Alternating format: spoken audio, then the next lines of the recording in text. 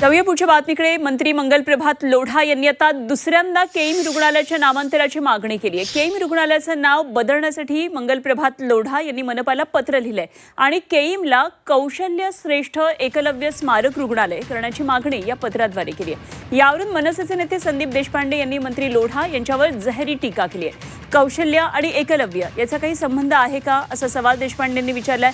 आणि नाव बदलायचं असेल तर पहिल्या महिला डॉक्टर आनंदीबाई जोशी यांचं नाव द्या असंही देशपांडे यांनी म्हटलंय.